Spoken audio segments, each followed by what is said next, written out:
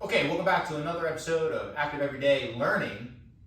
Today we're going to discuss mind-muscle connection and applying mind-muscle connection to exercises, specifically organizing for balance. Balance can be quite challenging, especially as we get older, and balance practice can feel like diminishing returns sometimes. We put some time in, we lose balance, we put some time in, we lose balance.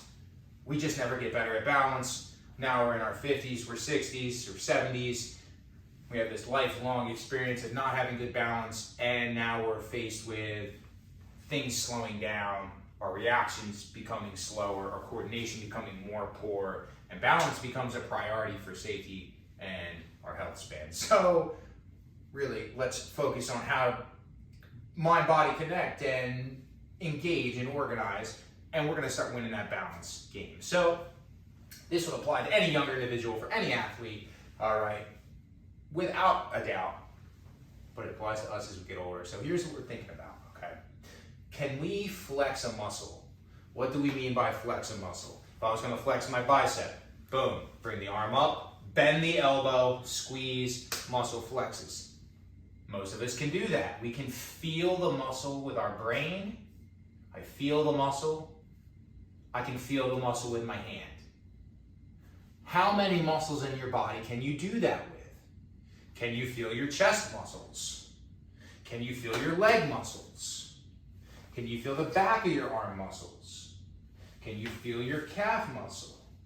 This might seem like a silly question, but I've learned not a lot of people have good connection to their body unless they were actively pursuing athletics. A lot of folks I'm working with that are older have lost connections with their bodies. Our body is good at getting us through life, but it's not good at keeping all the fine details in check. It just does what it needs to do to survive. So mind-body connections are not easy.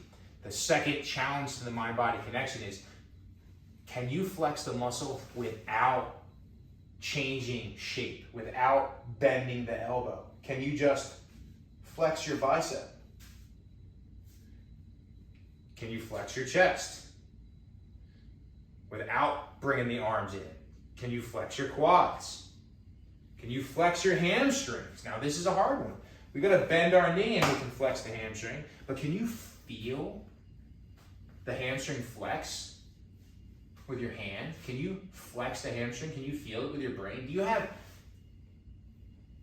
very strong control to that muscle group? My guess is probably not across all muscle groups. Some are easier. We use our arms a lot when we're opening doors. That's just a quick example, okay? When we stand, sometimes we pull or we press. So we're using certain muscle groups all the time. We're grabbing things. We're gonna be able to feel our forearms easy. You know, calves, we do calf raises a lot. We do a lot of exercises, but not every muscle is easy to just connect to. Can you flex your lats? Like, it's not necessarily easy to flex every muscle independently, but if we can mind muscle connect and flex, then we can start setting ourselves up to get more out of an exercise, or setting ourselves up to move with a plan for safety or success. What do I mean? Activities of daily living, all right? I gotta turn and get up out of a car, all right? I gotta carry some things and go up steps once in a while. There's all these different actions in life. I might have to help somebody up off the floor, okay? I might have to help myself up off the floor. Lots of scenarios.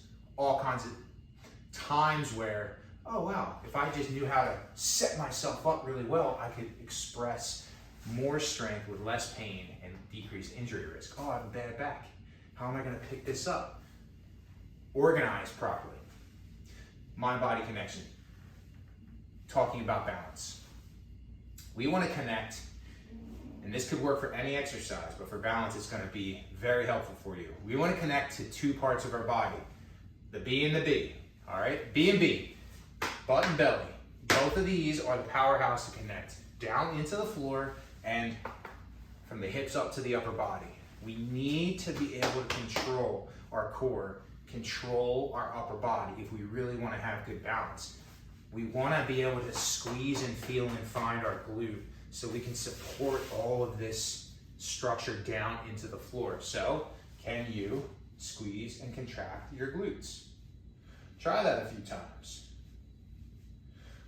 One of the ways I always coach people, again, can you feel it with your brain? When you squeeze, can you tighten? Can you hold? Can you feel it with your hand? Put your hand on the muscle, contract the muscle. Do you feel the muscle moving under your hand? That helps. Sitting down can be a nice way as well to practice feeling your glutes. Again, if you're sitting and you contract your glutes, they should move, and so should you. I know it's a small move, but I'm sure it's coming through on the camera. I'm squeezing, you can see my body move. Okay?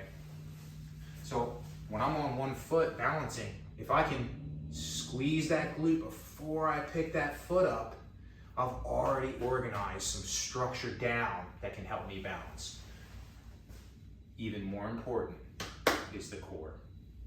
And I feel that way about almost every exercise.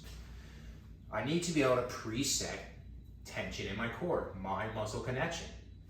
Bracing is just the most common way to think of it. Can I tighten all these muscles up without doing like a sit-up or an abdominal crunch?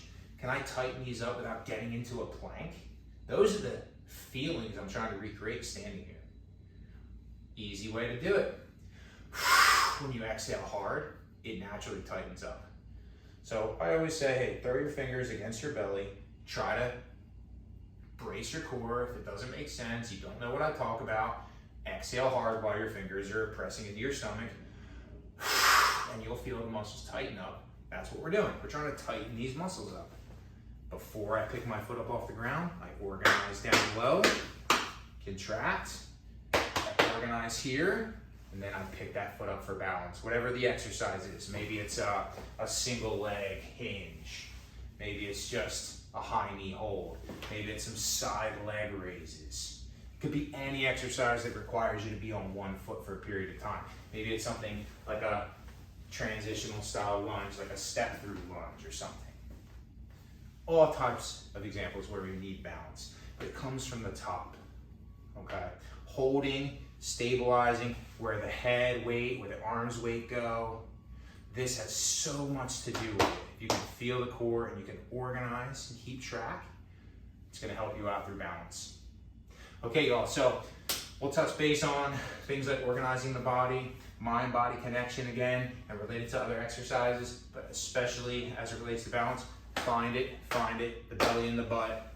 It's gonna help you no matter what exercise you're doing. Active everyday learning. We'll see you next time.